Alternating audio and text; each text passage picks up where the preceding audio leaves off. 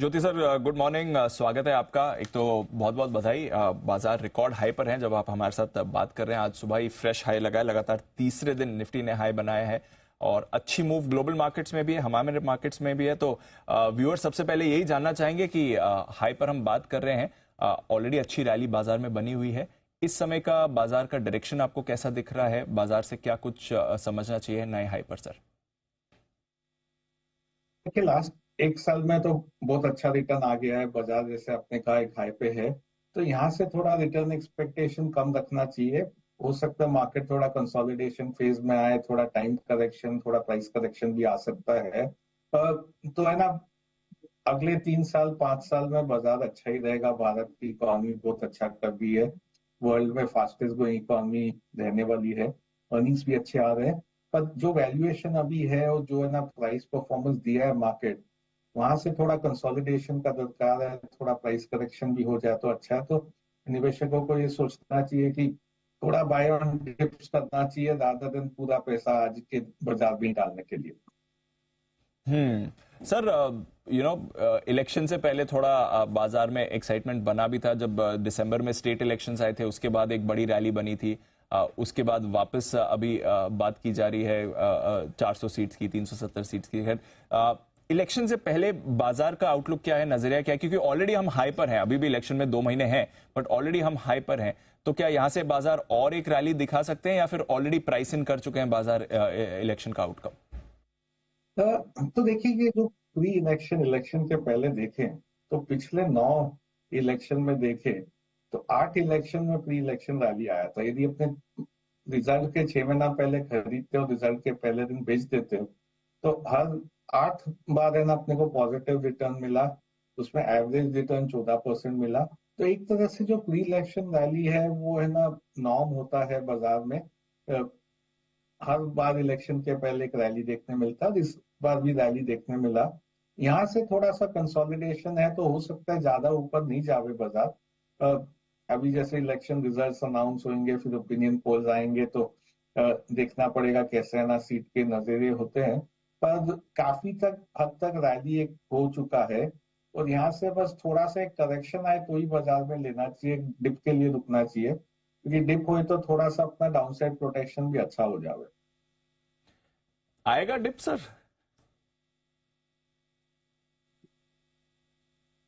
ज्योति sir, बाजार में लगता है डिप आएगा यहां से? अ, देखिए, डिप्स है ना छोटे आ रहे हैं, कोई बड़ा डिप नहीं आ रहा है। पर है ना पिछले 6 हफ्ता में भी देखे तो मार्केट 2-3%, 4% का डिप दे रहा है। डिप आएगा ज्यादातर कोई ग्लोबल फैक्टर के कारण। भारत में तो ऐसे अभी कुछ नहीं लग रहा है जिससे डिप आवे। पर ग्लोबल फैक्टर में देखे तो एक तो है ना काफी एक्सपेक्टेशन था कि फेड तेजी से रेट कट करेगा। वो एक्सपेक्टेशन अब लग रहा है कि है ना नहीं होने वाला है। फेड का जो संकेत आ रहा है और जो है ना पिछले इन्फ्लेशन का डेटा आया, उसके हिसाब से लग रहा है कि रेट कट है ना मई जून के पहले तो नहीं होने वाला है। तो वो एक कारण हो सकता है जो बाजार में, क्योंकि भारत ही नहीं सब बाजार है ना महंगे है, कोई है ना बाजार सस्ता तो रहा नहीं। सब जगह अच्छा रिटर्न आ गया है कोविड के बाद में। तो वहां पे एक डिप आवे तो भारत भी एक तरह से ना ग्लोबल मार्केट का हिस्सा है। तो ग्लोबल मार्केट में जो डिप आएगा वो भारत में भी डिप देखने मिल सकता है।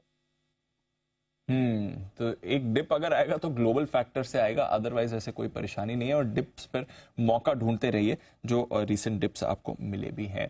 सर, इंटरेस्ट रेट्स की आपने बात करी। खैर, ग्लोबली थोड़ा टाइम लगेगा, जैसे आपने कहा फेड भी इंडिकेशन दे रहा है। हमारे बाजारों में क्या एक्सपेक्ट करना है इंटरेस्ट रेट मूवमेंट को लेकर? पिछली पॉलिसी के बाद गवर्नर साहब के थोड़े कमेंट्स भी बाजार ने दोनों तरह से इंटरप्रेट किए हैं। थोड़ा लिक्विडिटी की भी बात की जा रही है, बट आपका क्या नजरिया है हमारे इंटरेस्ट रेट्स को लेकर? सो मेरे ख्याल से भारत में भी इंटरेस्ट रेट्स वही है, सेकेंड हाफ में गिरेगा। एकदम जल्दी नहीं करेंगे। हो सकता है कि फेड का है ना पहला कट आने के बाद ही आरबीआई भी कट करे। यहाँ पे हो सकता है उसके जरा सा पहले कर दे वो। तो मेरे ख्याल से सेकेंड हाफ में सोचना चाहिए रेट कट का। ऊपर नहीं जाएगा रेट, अभी थोड़ा फ्लैटिश रहेगा, तो सेकेंड हाफ से रेट कट आ सकता है। दूसरा है कि जो बजट था उसमें ऐसे फिजिकल डेफिसिट का टारगेट काफी अच्छा था। तो एक तरह से देखे तो है ना बॉन्ड डील उसके बाद कम हो गए।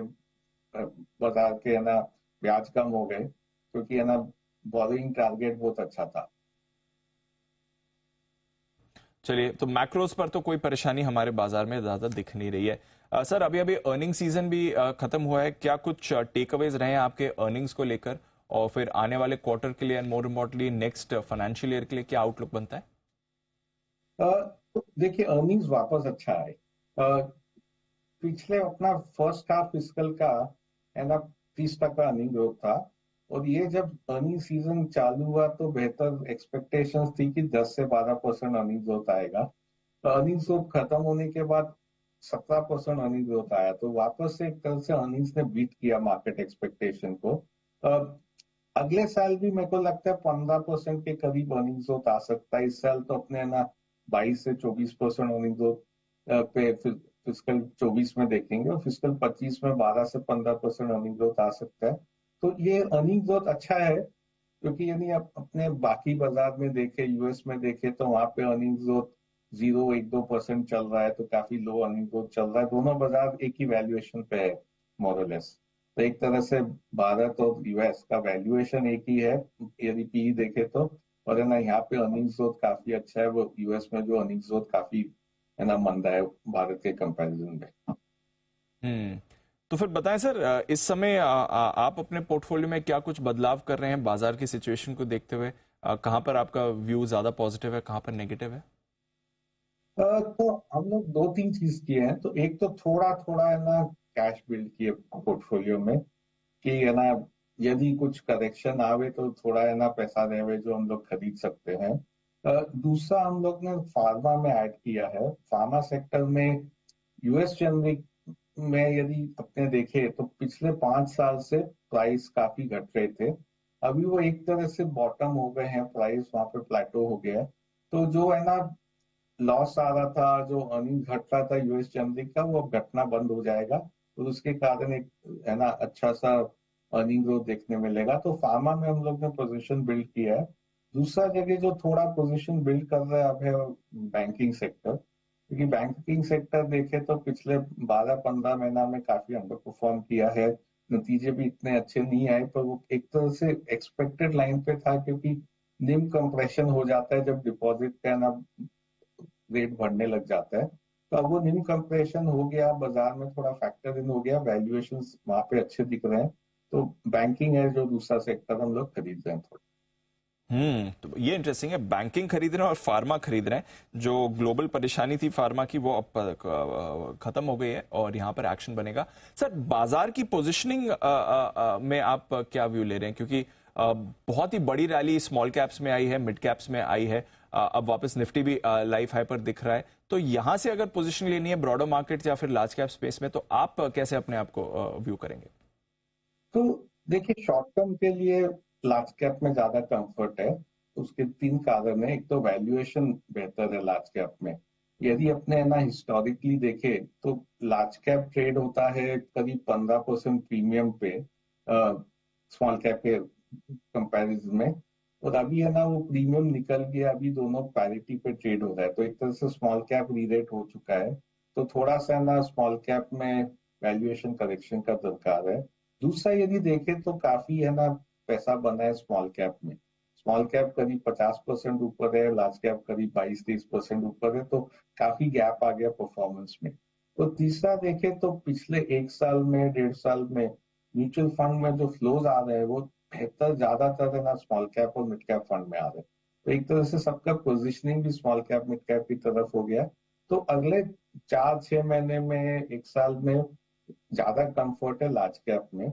अगले 3-4 साल 5 साल में मेरे को अभी भी स्मॉल कैप अच्छे लगते हैं, क्योंकि जब भी इकोनॉमी अच्छा करेगा तो अर्निंग्स जो स्मॉल कैप के ज्यादा आते हैं लार्ज कैप के कंपैरिजन में। और उसके कारण है ना रिटर्न भी फिर ज्यादा प्रोफाइल बन जाएगा इस वैल्यूएशन के बावजूद। Understood sir. तो नियर टर्म में थोड़ा वैल्यूएशन स्ट्रेस्ड है, लार्ज कैप्स पे ज्यादा फोकस रहेगा, बट अगर आप लॉन्ग टर्म इन्वेस्टर्स हैं, 4-5 साल का नजेरा लगा के चल रहे हैं बाजार में, तो कोई परेशानी नहीं है। मिड और स्मॉल कैप्स अभी भी अच्छी परफॉर्मेंस, आपको बेटर रिटर्न्स दे सकते हैं। ज्योति सर, बहुत बहुत शुक्रिया आज सुबह वक्त लेने के लिए, हमारे साथ बात करने के लिए और बाजार पर अपना नजरिया शेयर करने के लिए। अच्छा एक्शन है बाजार में।